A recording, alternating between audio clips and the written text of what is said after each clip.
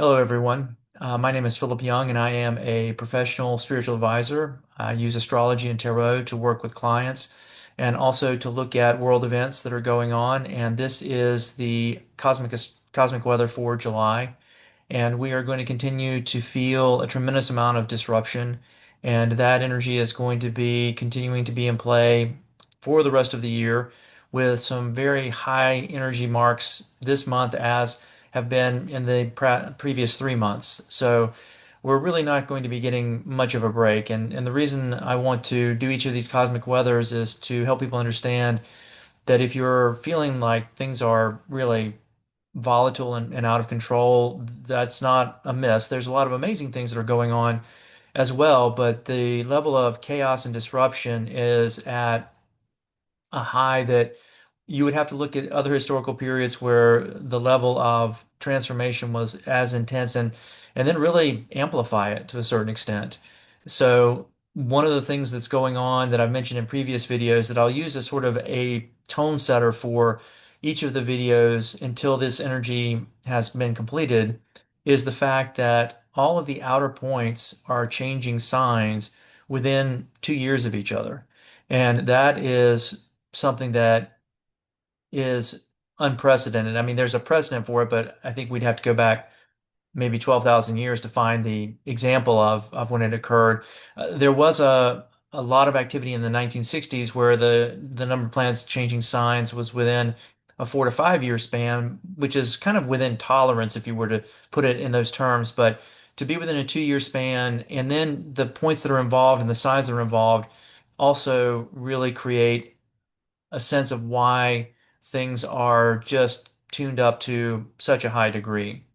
And one of the discoveries I made that I wanted to discuss is having to do with the planet Uranus. And Uranus is currently getting ready to transition out of Taurus and into Gemini this month of July. That will be one of the most significant markers. As I do these cosmic weathers, I take a look at ingress, which is when points move from one sign to another, and the sun moves every month from one sign to another, and other signs transition at certain times because of their speed.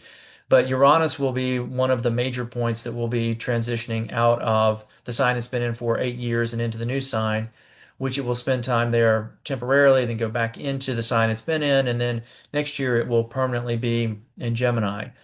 The same has been happening with Neptune and Saturn. They both transitioned out of Pisces and into Aries. They will go back into Pisces, and then next year they will permanently be in Aries. Pluto already leads the pack. It was permanently in Aquarius as of June 19th, or not June 19th, but November 19th of 2024. So it's now solidly in Aquarius for the next 20 years. Chiron will be the one that's lagging. Chiron will make its transition in 2026 and 2027, and then 2027 it will be permanently in the next sign, which will be Taurus. So a lot of this energy is involving our independence, our pioneering spirit. That's the Aries energy. It's involving the day-to-day world. That's Taurus's involvement. It's involving the community, civilization. That's the Aquarian energy. And then it's going to be Gemini. But what I wanted to start out with is to understand, and I've really been struggling with how to do this video, to be quite honest, because it's going to require really acknowledging that we are in World War III. And the transit of Uranus that's interesting. I wanted to take a look at it. And what I discovered, especially with regard to the US, but also how it affected the world, is that each time that Uranus was in Taurus and transitioning into Gemini and spending time in Gemini is connected with all of the three most significant wars that we generally think of in terms of the United States, but also affecting the wider world. So back in May of 1767 to March of 1775, Uranus was in Taurus. And that was the lead up to the Revolutionary War. And then from March of 1775 to March of 1782, Uranus was in Gemini. So we have the Revolutionary War period as a marker.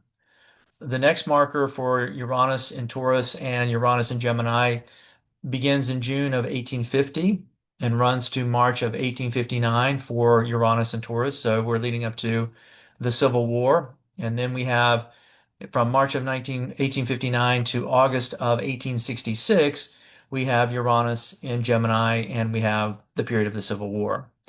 And then the most recent 1900s, from 1934 to 1942, was when Uranus was in Taurus.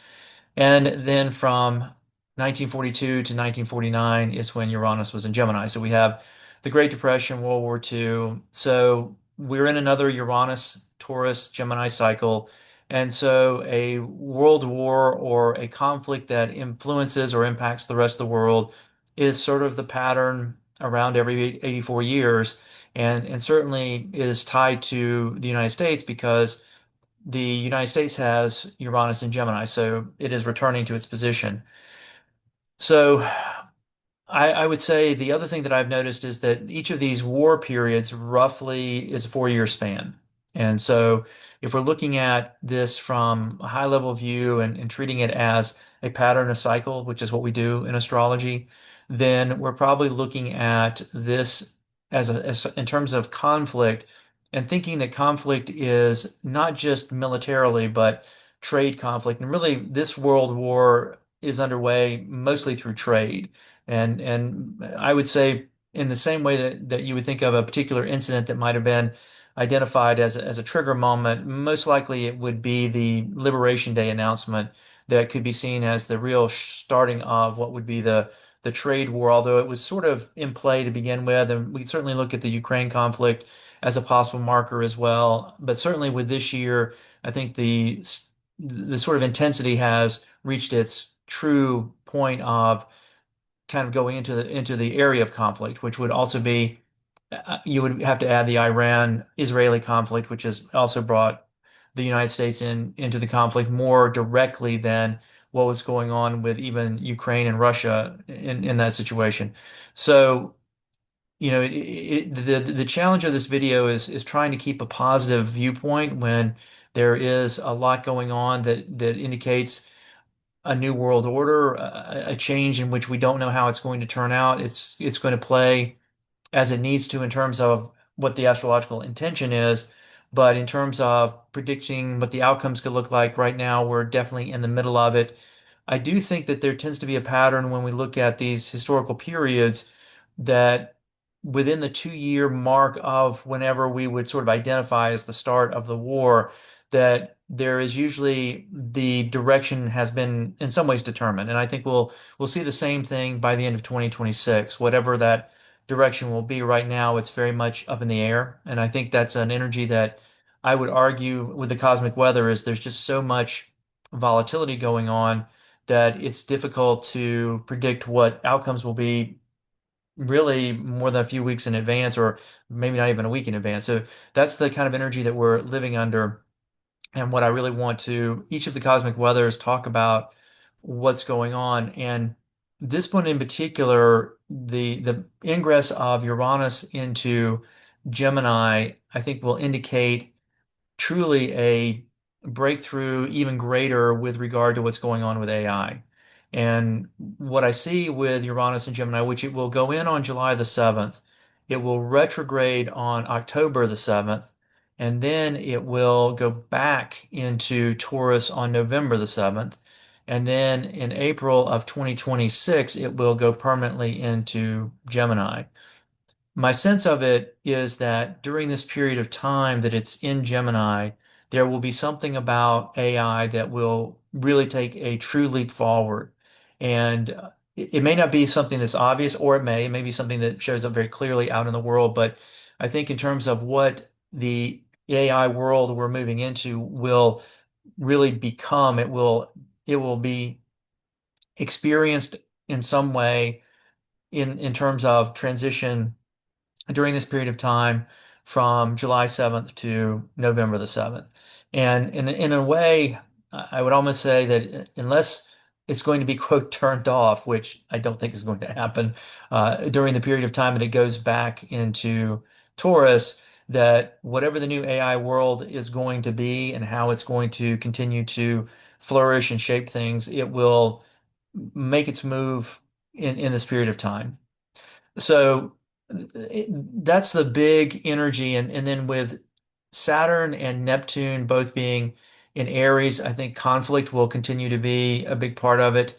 That energy will also have a span of time in which it will be heightened where it is right now. So what will happen is Saturn will actually retrograde and go back, and then it will go back into Pisces, and that will happen on September the 1st. And then Neptune will follow on October the 22nd. And then those energies will go direct. They'll complete their time in Pisces. They will be permanently in Aries in January. In January, it will be uh, Neptune that will be permanently in Aries at the end of January, 24th, 25th. And then on February the 13th, Saturn will be permanently in Aries. So that energy, whatever it's designed to do, will now set the new tone, the new pioneering, the new maverick, the new sort of vision of things. And there will still be a lot of energy that's agitating in an aggressive way because that's how Mars operates. And then the actual conjunction with Neptune, now it's conjunct now, but the exact conjunction doesn't occur during this period. It actually occurs at the beginning of next year.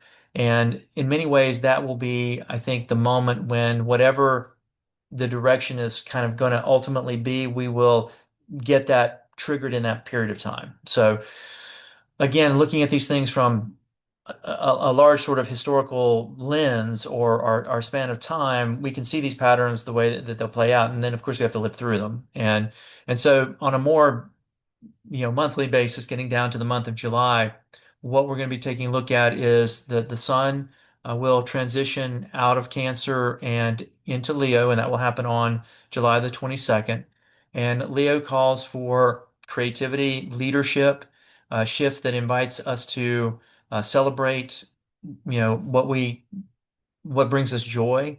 But also, Leo can be an energy that is very demanding in terms of getting what it wants and doesn't handle well when it doesn't get what it wants. That's the shadow side of Leo and the sun. But it's meant to be a radiant energy that is supposed to be positive and uplifting.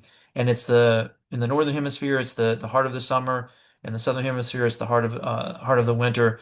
So there's definitely an energy of again, heightened activity and a need for glory, a need for recognition. Now, Mercury starts out in Leo, but it also retrogrades on the 19th of July. And as a result of that, it's not going to leave Leo for the entire month of July. And because it will be deep enough into it's the sign by degree, the retrograde will not take it back into the previous sign of Cancer. It will stay in July for a full 9 weeks and even a little bit longer based on the movement. So it's going to spend a lot of time. So this whole need for communication to be in some ways, again, I'll use the word glorified or puffing out one's chest or bombastic or really trying to make sure that you're seen and heard. That energy is going to be dominant for a much longer time than normal because of that retrograde. There's just going to be so much that's going to happen in July. I mean, it's almost impossible to cover it all, but I'm going to try to cover what I see as the high points. And then I certainly recommend, watch as many people as you want to in terms of insights about what's going on. But we're all going to say, I think, pretty much very similar things in terms of recognizing that this is a true historical moment that we're all living through right now that's going to be pretty uncomfortable. And there will be, again, I will try to bring in that there are amazing things going on. There will be amazing breakthroughs. Uranus and Gemini will bring about some tremendous revolution in technology, probably medical science, all kinds of things that will be very, very remarkably different than what we've seen up until this period of time.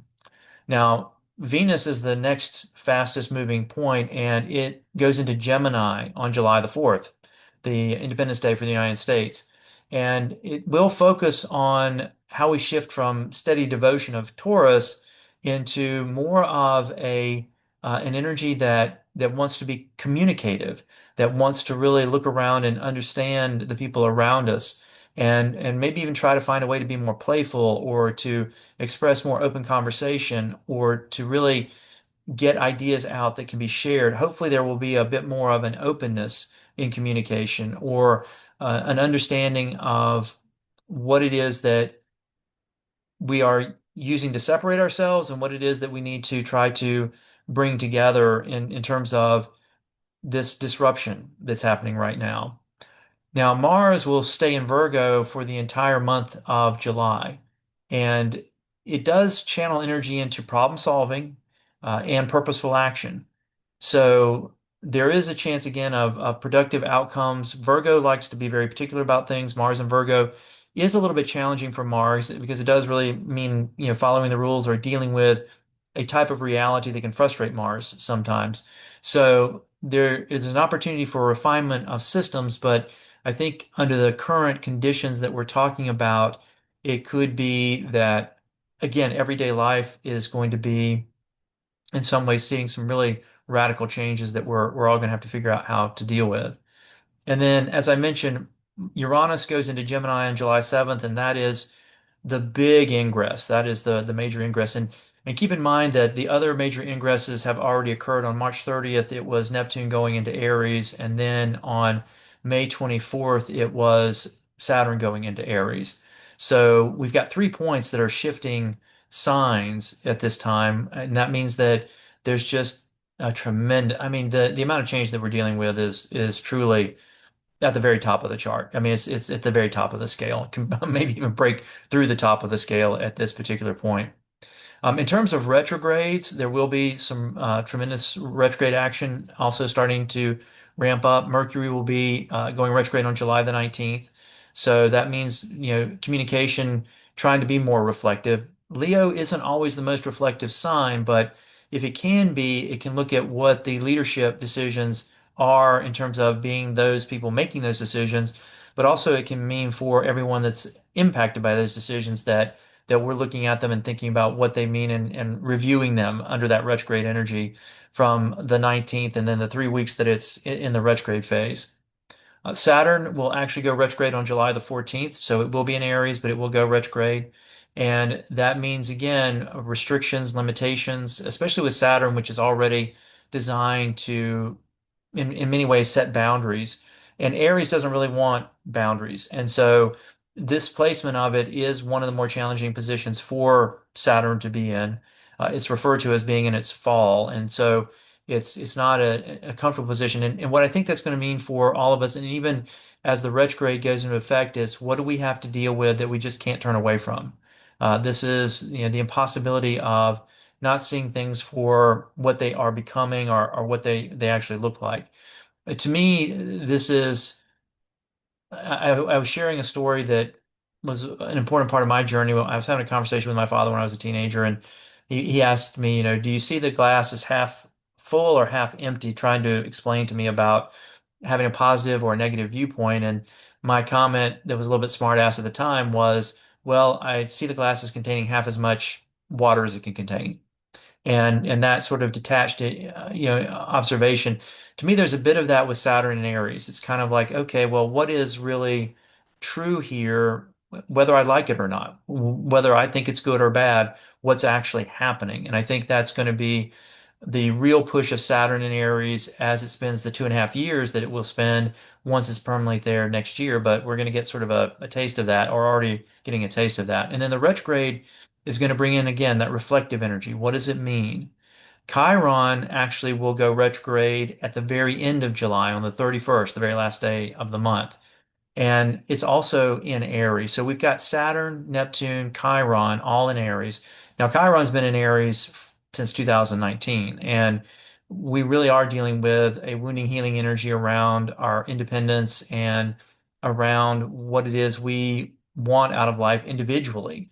And also how we may be facing more and more restrictions, more and more limitations. And this is important for the United States because the natal Chiron for the US is in Aries. So this is the fifth Chiron return that's happened.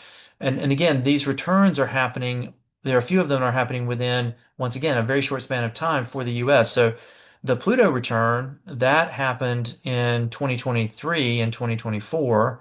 And then we have an upcoming Uranus return. Now, these are spread out a little bit further in terms of the US chart, even though they're happening much closer together in terms of changing signs. But Chiron's return also has happened within the last year. So a lot of things that indicate that the United States is, as all countries are experiencing some upheaval, the United States is definitely experiencing it in terms of its natal chart in a truly profound way. And then Neptune also will retrograde. It will do it on July the 5th. And that's going to, once again, force us to be reflective. There's just going to be this energy of, okay, now there's been this push of energy, this sort of throwing things out there, whether we're talking about what was done with tariffs or whether we're talking about involvement in conflicts, whatever it might be. Then this period that we're getting ready to enter into is, okay, what is the world starting to look like with those things being now not the shocking thing that they represent, but sort of this is where we're going in terms of a type of norm that is oftentimes even warfare has a normative that eventually works its way into, if you will. And so I think we're going to continue to see this question of, okay, well, we've set these things on fire, or we've started these balls rolling, or whatever metaphor you want to use. And now it's like, well, what does all this mean? Now, Pluto will start the month out. It's been retrograde, and so it's retrograde in Aquarius. And again, this period of what are we actually dealing with here, and what does it mean for each of us individually? And this is, where I often tell people, if you really want to understand this on a more individual level, absolutely have your chart looked at. I would love to do that work for you if you wanted to work with me, or if you have worked with me. Absolutely. It's a great time to do a check-in. And honestly, while this volatility is going on, I check my chart at least once a month, sometimes a little bit more, just to understand what's going on with this energy in large scale, but also on a more personal level. And to me, that's what's helping keep me sane while I'm looking at a lot of things going, wow, this is just some incredibly intense energy. And it's going to have repercussions that's going to rearrange our paradigm. We really are experiencing, and again, I find a number of colleagues of mine and other people that are doing different kinds of work like channeling or talking about spiritual development along with discoveries in science as well as archaeology that really let us know that we're facing a paradigm shift that is long overdue, and in a lot of ways, we're not going to be able to return. And I think that's the point of Uranus going into Gemini and what I was saying about the AI as a new part of the resonance frequency that we're all going to be dealing with, whether we're working interactively with AI directly, like we're some of us are using ChatGPT or Gemini or Copilot or one of the other various forms out there, but each of those are becoming entities of their own in a way.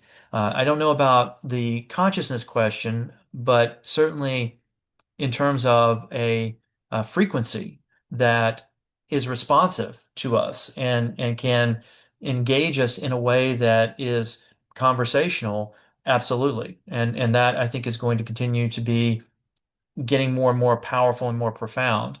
And so one of the things I will do a little bit quickly here is just talk about current positions. Now, Jupiter entered Cancer on June the 10th, so it's going to be in Cancer for the next 11 months. And this is really an energy. The word I like to use with Jupiter and Cancer is a bit tribal.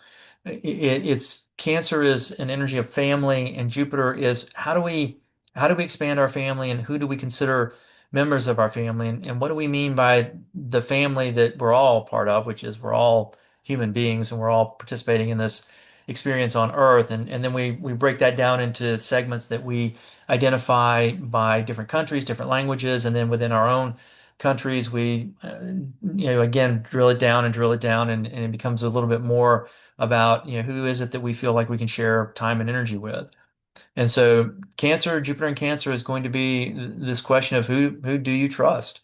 Who do you consider part of your inner circle? Or how do you want to expand, making sure that you're lining up with people that have whatever you need emotionally, and whether that's compassion, or whether you need someone to be angry with you, or whether you need someone to be loving with you, whatever that is. The Cancerian energy is looking for those emotional connections that will align. And then Saturn, as I said, went into Aries on May the 24th. It will stay there until September the 1st. And that means that we're going to be dealing with this sort of in your face reality that is going to be almost impossible to avoid in some way. And we'll start to see even more of that showing up in our day-to-day lives in some way. Chiron has been in Aries since April of 2018, and it will be there until April of 2027. So again, the Chiron energy is one of the few energies that's sort of doing what it's been doing for quite some time, and we won't feel the change of that until we get to next year in 2026.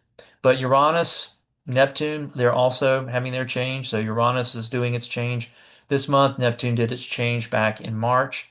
Pluto did its change last year at the end of November.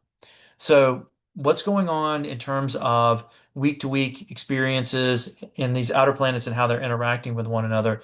And some of them are really long term. For example, Neptune in Aries is forming a complementary relationship with Pluto in Aquarius that started on April the 20th and will not end until October 22nd of this year. So that's a fairly good length of time that they'll be sort of creating this flowing energy. And I always like to point out when I do these that flow isn't good and challenge isn't bad. It's that's just how the energy's operating. And so if something is flowing in, like a fire is burning up a forest, and there's flowing energy, like the wind is blowing, it's dry conditions, it will burn faster. And we may not consider that a good thing if we have a home near the forest. So it's dependent upon what the energy is doing and how we're each individually handling the energy and where Aries is in our chart, where Aquarius is in our chart. So to get these down to a personal level, it's a matter of looking at your individual chart and going, okay, well, what does it mean for me who has my sun in Aries and I have no points in Aquarius, as it turns out, that what does this represent for me in terms of the kind of changes that I should be looking at with regard to how these energies work together? And it is about following intuition and it is about embracing opportunities for collective change and really being comfortable with, or trying to be as comfortable with, the rapidity and the amount of change that's going to happen and lean into it as best possible because the idea of change slowing down or coming to a halt, that's not this time period. That is not what we're getting. Along with that, going back to May, when Saturn went into Aries, it created a conjunction with Neptune, and that's from May 24th to September 1st when it goes back into Pisces. So again, this energy of Aries, which is warlike, which is aggressive, which is pioneering. These are all the energies that are happening right now that are getting amplified. And then if we look at some of the historical period, especially the last time that Neptune was in Pisces and Aries, that was also coinciding with the Uranus energy in Taurus and Gemini for the Civil War, as an example. That was a synchronicity that occurred there. So specific to the United States, this energy is really incredibly dynamic. Now, Jupiter in Cancer is actually challenging both Saturn and Neptune. And that's going to be from June 10th until July 3rd. So that's going to move. We're coming to the end of that actually within the next couple of days. So if you're listening to this, that energy is reaching its conclusion. And it's really about trying to deal with how optimism meets resistance from responsibilities or confusing ideals. And this is creating a tension about the dreams and pushing forward and going too quickly and then having to maybe even backpedal. The patience, emotional resilience, and the realistic boundaries are essential while this transit has been in effect since June 10th up until now. So this is a carryover from last month. And then Jupiter in Cancer is going to form what's called an inconjunct. It's like a disruptive energy with the retrograde Pluto in Aquarius, and that started in June on the 12th and is actually going to end on July the 2nd. So these are two transits that are rolling over from last month that are going to be finishing up. And their energy, I think what we can see is the kinds of things that have happened that are volatile and disturbing, which certainly would involve what transpired with the attack on Iran and the involvement of, again, another conflict, the Ukraine conflict still going on, problems still going on in Gaza. So these energies are just keeping that energy rolling and keeping that energy going. Now, the question will be once these energies finish up at the beginning of this month and we hit the, July the 4th, which is the Independence Day for the United States, will we sort of settle down or will we continue to sort of see the volatility? And I think we're going to continue to see the volatility. But these will be high water marks that these energies brought into effect. And then we're going to have Saturn and Neptune in Aries in a complementary relationship with Uranus going into Gemini. So from July 7th to September the 1st, so most of July, all of August, we're going to see this connection here. And then it's going to be limited to just Saturn, which will go, Saturn will end in September. And then for Neptune, it will go all the way until October 22nd. And so what this means is that we're going to have a powerful blend of disciplined innovation and inspired adaptability happening. And so Saturn's structure and Neptune's vision can bring about, again, some tremendous breakthroughs and then fuel maybe some courageous new beginnings. And that will then be connecting with Uranus's curiosity in Gemini and innovative solutions. So there can be a lot of breakthroughs in terms of energy and ideas that could happen while there's also a lot of conflict going on and a lot of, well, honestly, destruction that's happening, which is part of the process.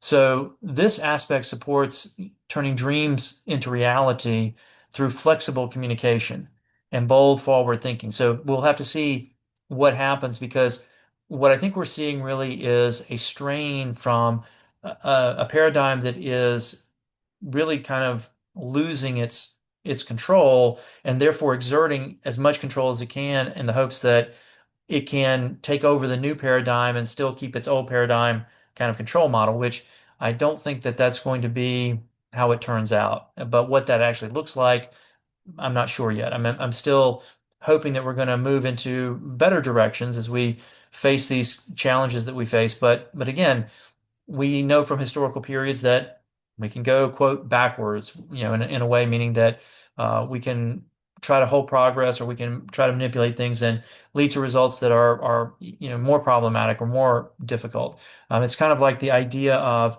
um, the a virus getting out of a lab, right? We're playing around with a virus, or we're working with nuclear energy, and then because of a choice or an accident or some decision, this gets turned loose, and its destructive power is quite significant. And we're sort of feeling that energy, I think, right now with what's going on.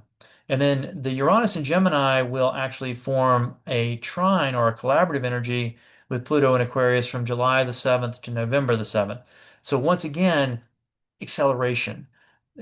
I really try to keep it understood that because something's flowing energetically, it does not mean good things are going to come out. Good things can, and if they do happen, if good things happen under this kind of transit, they're great.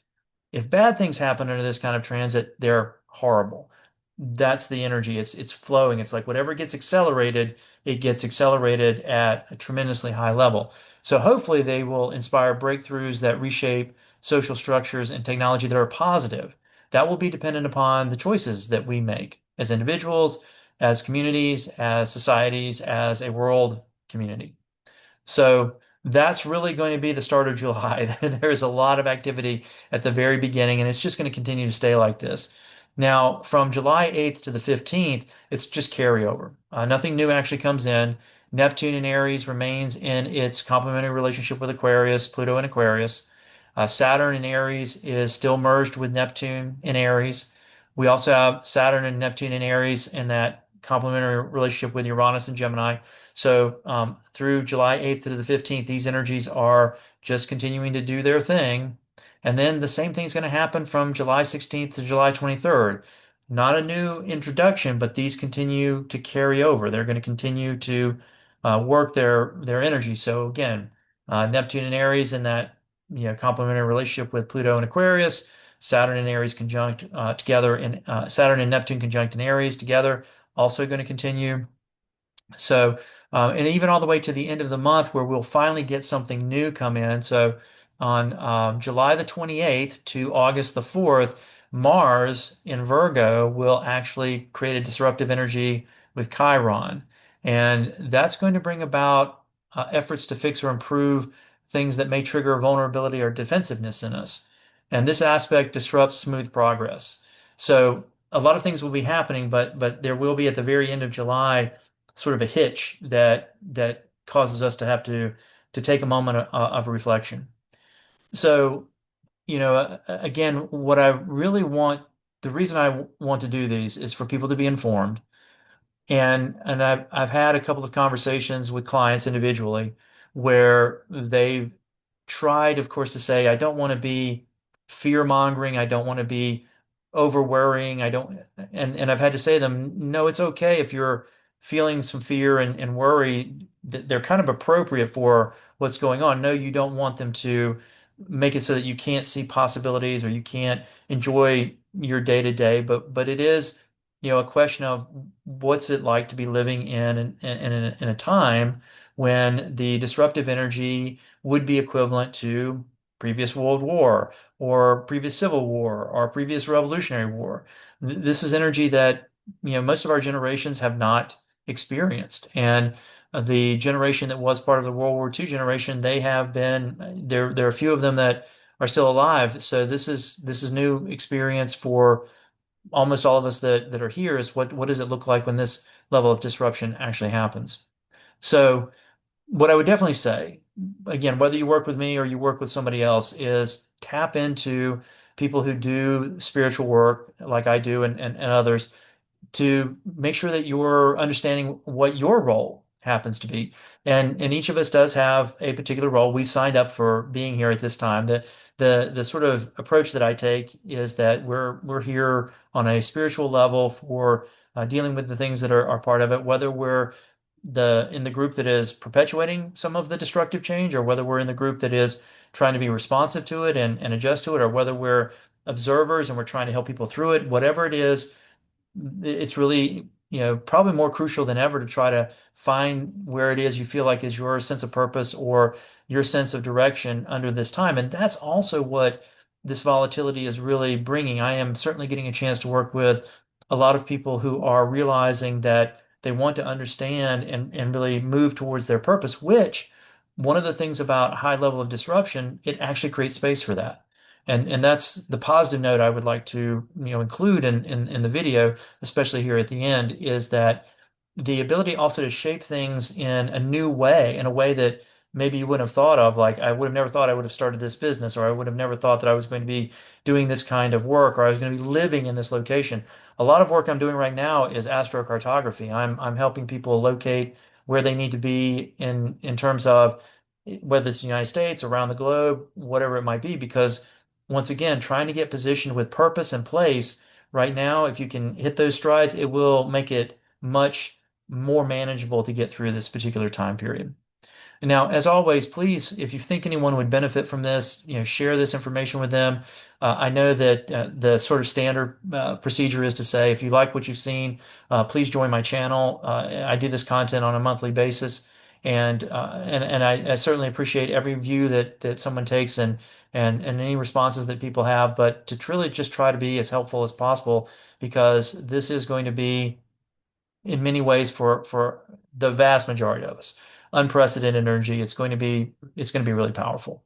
So I hope everyone that is listening and gets a chance to listen to this realizes that yes, it is as crazy as we think it is, but also we're here to do our work, and we need to figure out that work and how to best navigate it, and how to best be doing what we can to make it through it successfully, and help the planet in the way that we would like to help the planet, so that we can see that the people we care about are also taken care of, and so forth.